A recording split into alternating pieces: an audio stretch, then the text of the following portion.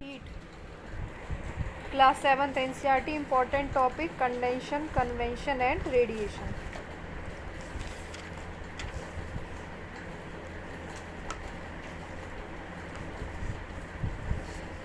तो बेटा ये टॉपिक आपका इम्पॉर्टेंट है ट्रांसफ़र ऑफ हीट के अंदर, ठीक है, कि हीट ट्रांसफ़र होती कैसे है। आप ऑब्जर्व करो कि आप किसी फ्राइंग पैन को गर्म करने रख देते हो, है ना, और फ्लेम के ऊपर अगर आप उसे रख दोगे तो उसमें हीट पास होगी और आपका जो बर्तन आपने जो उस पर रखा है वो गर्म हो जाएगा।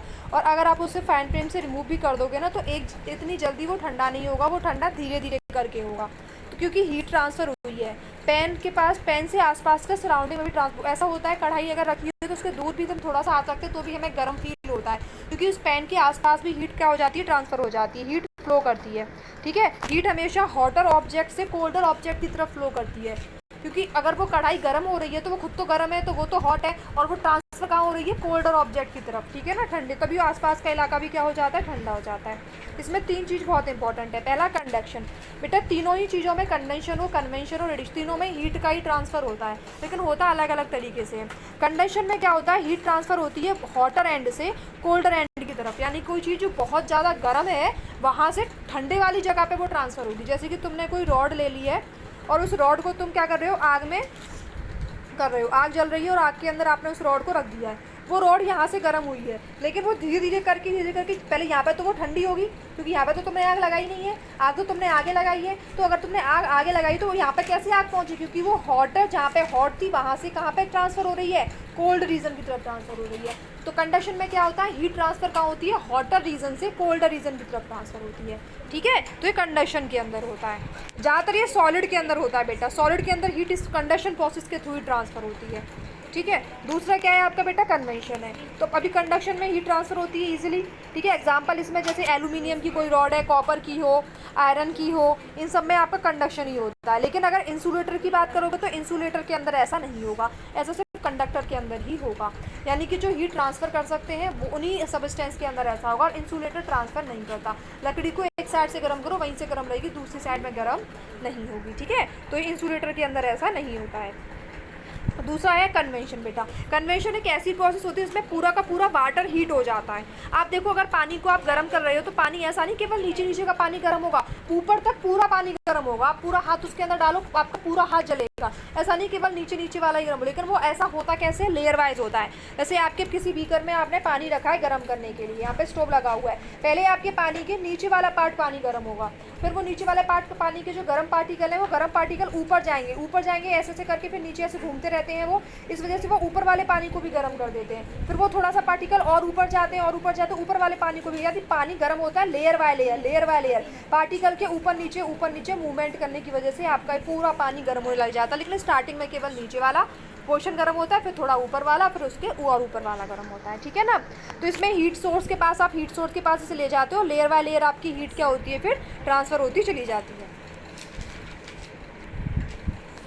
एक बच्चा बेटा आपका रेडिएशन, ये बेटा आपको ब्रीज और देख लो, ब्रीज भी बहुत इंपॉर्टेंट है। अगर आपकी एयर जो है सी से लैंड की तरफ जा रही है, अगर आपकी एयर सी से लैंड की तरफ जा रही है तो सी ब्रीज है, लेकिन अगर आपकी एयर लैंड से सी की तरफ आ रही है तो वो लैंड ब्रीज है, यानी कि जिस तरफ से हवा जाएगी उसी के हिसाब से नाम होगा। अगर हवा समुद्र से जा रही है तो समुद्र के नाम से सी ब्रिज, और हवा अगर ज़मीन से आ रही है तो ज़मीन के नाम से लैंड ब्रिज होगा, ठीक है।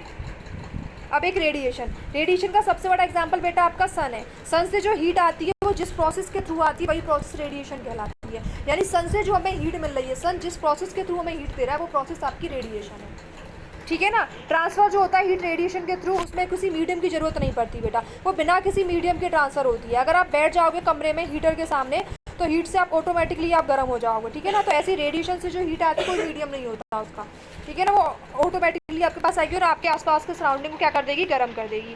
आपकी बॉडी जो हीट होती है वो रेडिएट होती है, यानी आपकी बॉडी में जितनी हीट होती है उतनी रिफ्लेक्ट भी होती है। अर्थ पे जितनी हीट आती है उतनी रिफ्लेक्ट भी होती है, इसी वजह से हमारी अर्थ हमेशा गर्म नहीं रहती, ठंडी भी होती है, क्योंकि वो रिफ्लेक्ट भी करती है, ठीक है। तो तीन इंपॉर्टेंट टॉपिक थे बेटा, लैंड आपके इसमें क्या था, कन्वेंशन, कंडक्शन और रेडिएशन। चैप्टर 6 बेटा फिजिकल और केमिकल चेंज, इसमें जो बहुत ट्रिकी टॉपिक है उसको समझते हैं कि फिजिकल और केमिकल चेंज की प्रॉपर्टीज़ क्या हैं, ठीक है, जो कम समझ में आता है बच्चों को। तो फिजिकल और केमिकल चेंज की प्रॉपर्टीज़ हाफ ईयरली एग्जाम के लिए बहुत ज़्यादा ज़रूरी है।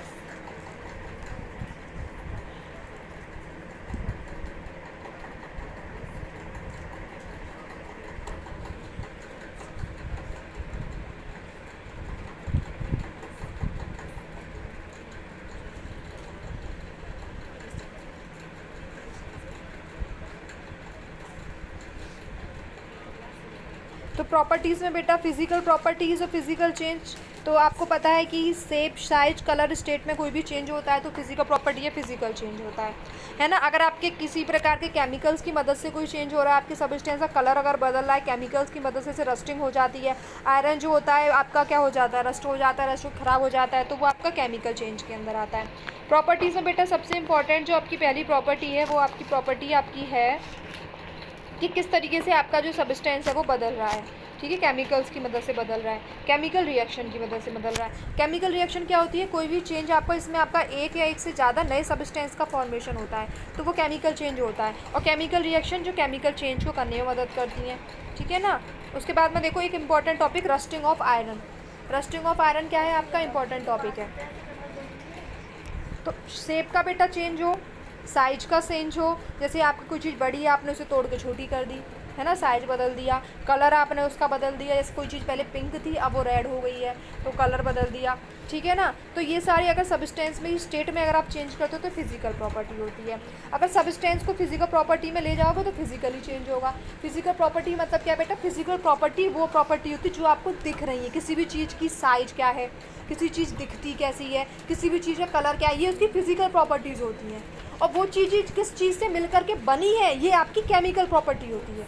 और फिर चेंजेस का मतलब क्या होता है आपका कि अगर आप, जैसे कि मैं मान लूँ कोई फिजिकल चीज़ है, जैसे कि कोई मेरे पास टेबल है ना, तो टेबल की कितनी लेंथ है, कितनी इसकी ब्रेथ है, ये दिखने में कैसा है, ठीक है ना, कैसा दिख रहा है, रेक्टेंगल, स्क्वायर, तो ये इसका फिजिकल प्रॉपर्टीज़ है।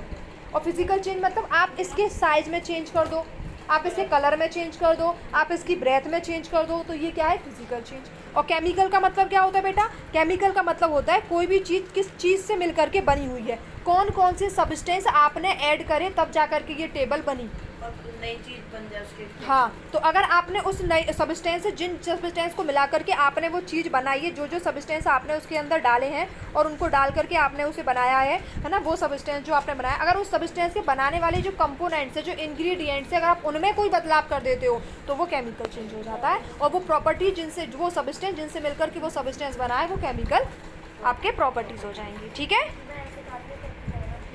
तो बेटा ये chapter number 12 reproduction in plant के अंदर इंपॉर्टेंट टॉपिक है आपका ह्यूमस। चैप्टर ये अलग है, कोई बात नहीं। आपका फॉरेस्ट लाइफलाइंस के अंदर, फॉरेस्ट लाइफलाइन के अंदर इंपॉर्टेंट टॉपिक है आपका ह्यूमस। ह्यूमस को देख लेते हैं कि ह्यूमस क्या होता है बेटा, बहुत इजी और सिंपल वे में समझाती हूँ। एक जंगल है आपका, जंगल में आपके क्या है बेटा, बहुत सारे पेड़ लगे हुए हैं, बहुत सारे पेड़ लगे हुए रहते हैं, और जंगल में बारिश भी खूब सारी होती है। आपको पता है डेसिडियस प्लांट हमेशा क्या करते हैं, अपनी पत्तियों को एक टाइम पे झाड़ देते हैं, उनको झाड़ दें। तो जब बेटा ये एक टाइम पे अपनी पत्तियों को ज़मीन के अंदर झाड़ देंगे तो सारी पत्तियां ज़मीन में गिर जाएंगी, और फिर इन्हीं पत्तियों के ऊपर बारिश का पानी गिर जाएगा तो फिर ये पत्तियां सड़ जाएंगी, और सड़ने के बाद में बेटा फिर ये कहाँ मिल जाएंगी, आपकी मिट्टी के अंदर मिल जाएंगी। तो पत्तियां जो सड़ गई हैं, सड़ने के बाद जो मिट्टी मिली, तो यही बेटा आपका ह्यूमस होता है। यही आपके मिट्टी की क्वालिटी को बढ़ाता है, मिट्टी की फर्टिलिटी को इंक्रीज़ कर देता है, ठीक है ना। तो ह्यूमस में आपका क्या होता है, जो भी आपके माइक्रो ऑर्गेनिज्म होते हैं वो आपके डेड प्लांट, यानी प्लांट की पत्तियां गिर गई प्लांट से तो वो डेड हो गई। एनिमल्स का जितना भी वेस्ट होता है, अगर एनिमल वहाँ पे घूम रहे हैं तो एनिमल का जितना भी वेस्ट होता है वो, तो प्लांट का डेड प्लांट और एनिमल का डेड प्लांट जो होता है वो ह्यूमस में कन्वर्ट हो जाता है। क्यों, माइक्रो ऑर्गेनिज्म की वजह से। और वो माइक्रो ऑर्गेनिज्म क्या कहलाते हैं, डिकम्पोजर्स, जो उनको तोड़ते थे, छोटे छोटे में कन्वर्ट कर देते हैं और उनको सड़ा देते हैं, और सड़ने के बाद वो मिट्टी में मिल जाता है, उसी को क्या बोलते हैं बेटा, ह्यूमस बोलते हैं, जो आपकी मिट्टी की फर्टिलिटी को इंक्रीज़ करता है। ह्यूमस बेटा वैसे पूरी प्रोसेस है, लेकिन जो सड़ी गली हुई जो मिट्टी है ना उसको ह्यूमस कहते हैं। अगर आप उस सड़ी गली मिट्टी को हाथ में उठा लो तो आप बोलोगे कि ये ह्यूमस है, ये प्रोसेस नहीं, ये ह्यूमस है। हाँ, जो मिट्टी जो आपकी उसकी मिट्टी के अंदर मिल रही है वो आपकी ह्यूमस है। एक और इम्पॉर्टेंट टॉपिक है dynamic living entity. Dynamic living entity बेटा क्या होता है, आप जानते हो जंगल के अंदर बहुत सारे एनिमल रहते हैं, ठीक है, और एनिमल्स रहते हैं, साथ के साथ प्लांट्स भी होते हैं। तो बेटा जो लैंड होती है और या फिर जो वहाँ पे प्लांट्स होते हैं, ये अपने आप को दोबारा बार बार रिजनरेट करते हैं। आप प्लांट को काटाओ, दोबारा से रिजनरेट हो जाएंगे, फिर से काट दो, फिर से। अगर आपने जड़ से ख़त्म नहीं किया है प्लांट को, आपने ऊपर से काटा है, ऊपर से वो टूट गया, तो अपने आप को बार बार रिजनरेट करता रहता है। और आपको पता ही है कि ह्यूमस की मदद से आपको रेगुलर फॉरेस्ट वाले एरिया में न्यूट्रिएंट्स भी मिलते रहते हैं, तो प्लांट अपने आप को ग्रो करते रहते हैं। इसी को बोलते हैं डायनेमिक लिविंग एंटिटी। यानी कि जो प्लांट आपके लिविंग बींग्स हैं, अगर उनको आप खत्म कर रहे हो, आधा काट रहे हो, काटने के बाद फिर दोबारा से वो अपने आप को ग्रो कर रहे हैं, तो उसी को क्या बोलते हैं, डायनेमिक लिविंग